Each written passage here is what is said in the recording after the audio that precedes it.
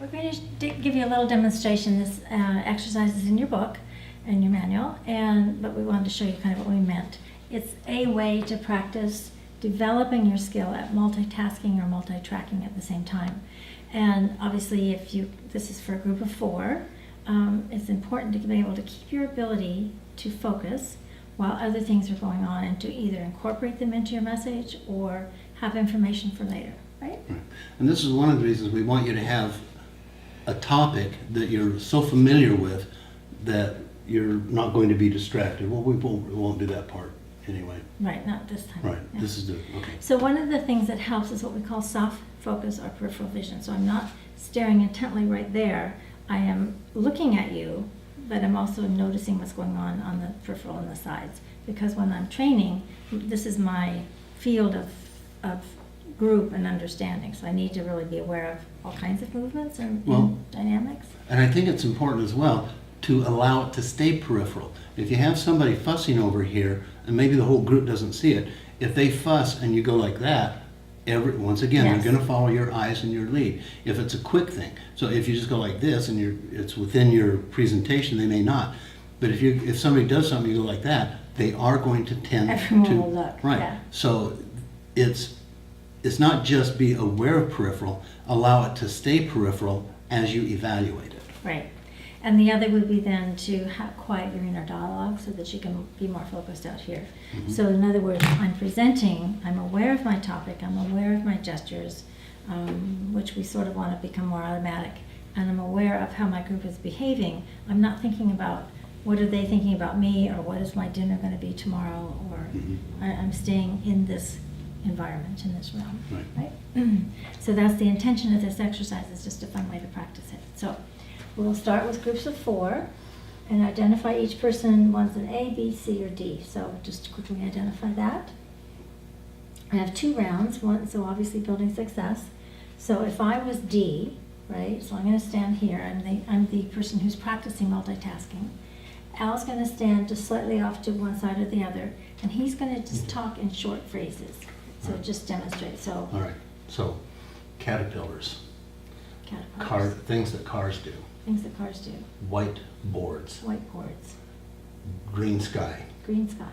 All right, so he's just going to have short little phrases that I'm just going to repeat. At the same time, Okay. That's okay. that's A person, right? Now he's going to be B person, who stands a little more directly in front of me. And this person's going to not have any words, but making gestures.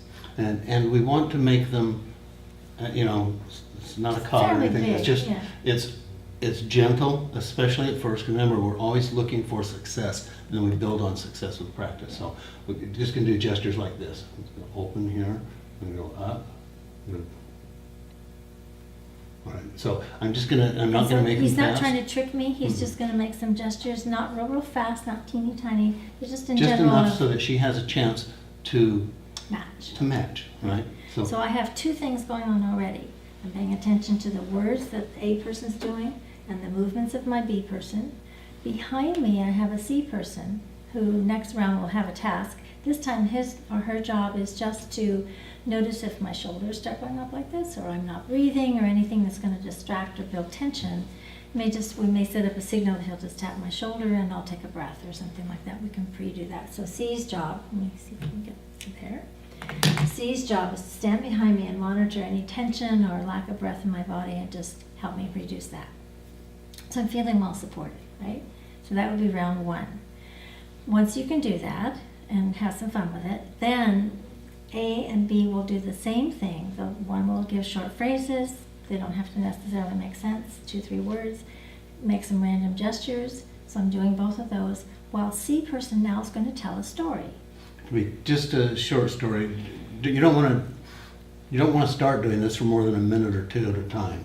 Yeah. So just a short story can be real, it can be imagined, something that the person who's practicing probably isn't familiar with. So I might tell what happened when I stopped for a cup of coffee on the way to work or something. Or something happened in the last game, or when I was at the batting cages, or what my kid did at the camp or something like that. So C's going to tell the story. So the timing will be another 2 minutes where A says phrases, B does gestures, C tells a story. So I'm still going to do my repeating words and gestures. At the end of the 2 minutes, I'm going to pause, kind of bring C into my group, and repeat as much of that story as I can grasp that I heard, probably almost subliminally.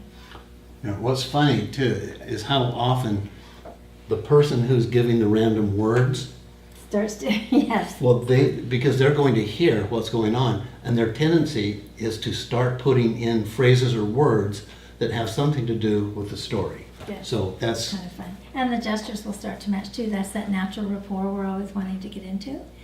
So we fully recognize you may not be able to get 3 other people together to do this. However, it's great fun. Sometime I hope you have an opportunity. And obviously then we would pause for a moment and talk about that. And then we would rotate. So I'm D person. I go to A position. A goes to B. B goes to C. And C steps into D. So that's our normal rotation in any of these exercises.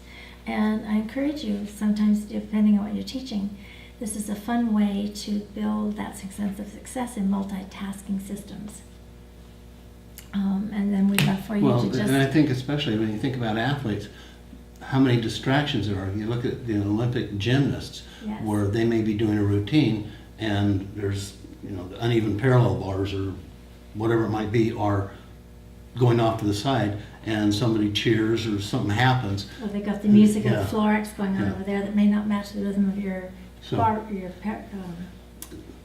Right. routine. So in a sense, that becomes a split attention track. Anytime there's multiple things going on, it's good to be able to focus on what you're focusing on, as well as being as capable as you can for other distractions. Yeah. So there's many ways to use this. This is one way, and we encourage you to find a way, if you can, to do this, even if you just have 2 people. That would be better than nobody. Yes. And you might maybe incorporate part of the television or radio or a song on the radio or something Good like that. idea. So anyway, have fun with this.